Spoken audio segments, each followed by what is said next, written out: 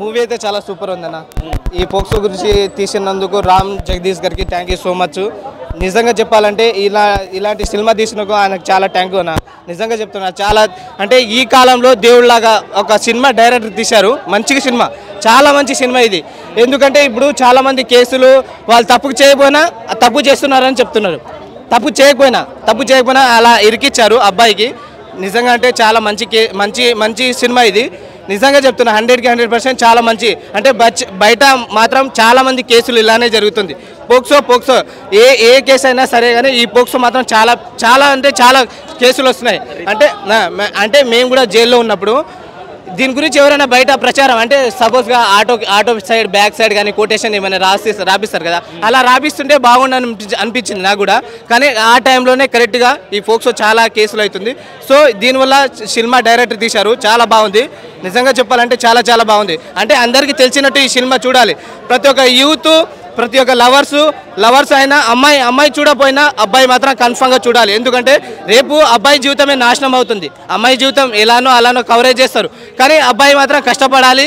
మళ్ళీ ఆ కష్టానికి మళ్ళీ వాల్యూ లేకుండా మళ్ళీ అబ్బాయి జీవితమే నాశనం అవుతుంది. నిజంగా చెప్పాలంటే అబ్బాయి మాత్రం లవర్స్, ప్రతి ఒక్క అబ్బాయి ఈ 10th కానీ 9th కానీ ఫస్ట్ ఇయర్ కానీ సెకండ్ ఇయర్ కానీ ఎవరైతే అమ్మాయిలు లవ్ చేస్తున్నారో 17 కానీ 18 లోపలే ఉన్న అబ్బాయి మాత్రం కన్ఫర్మ్ ఈ సినిమా మాత్రం చూడాలన్న. నిజంగా చెప్తున్నా, మీ భవిష్యత్తే బాగుంటుంది. అంటే ఈ తర్వాత ఈ ఇబ్బందిలో పడిపోయామంటూ మళ్ళీ బయటికి రావడం చాలా కష్టం. ఎందుకంటే ఈ ఫోక్సో అంటే చాలా డేంజర్ కేసు. అంటే ఫస్ట్ నువ్వు ఇష్టంగా చేసినా ఇష్టపూర్వకం చేయకపోయినా అది మాత్రం ఫోక్సో కేసు మాత్రం అటాక్ చేస్తున్నారు. నాది కూడా ఫోక్సో కేసునే. నేను కూడా చాలా బాధపడుతున్నా. ఇప్పుడు నా లైఫ్లో సంతోషం కూడా లేదు. అసలు ఏ కారణమైనా అమ్మ నాన్న కోసం బ్రతకాలా లేకపోతే అమ్మాయి కోసం సావాలని నాకు కూడా అనిపిస్తుంది అన్న.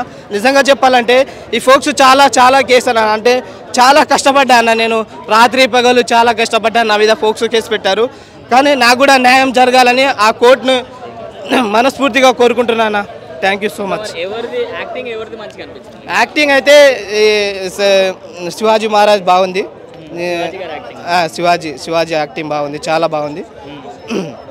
హైలైట్ సీన్ అంటే ఒక అబ్బాయి ఏ తప్పు చేయకపోయినా, అంటే అమ్మాయి సపోజ్గా లోపల పోయి వాళ్ళ డాడీ వస్తున్నాడు, అంటే అబ్బాయి వాళ్ళ డాడీ వస్తున్నాడు కాబట్టి లోపల దాపెట్టారు.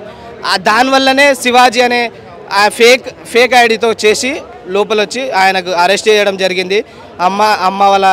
అబ్బాయి వాళ్ళ అమ్మ కూడా చాలా ఏడ్చింది. ఎందుకు అరెస్ట్ అంటే తప్పు చేయకపోతే ఎందుకు అరెస్ట్ చేస్తారు. చాలా బాగుంది సినిమా.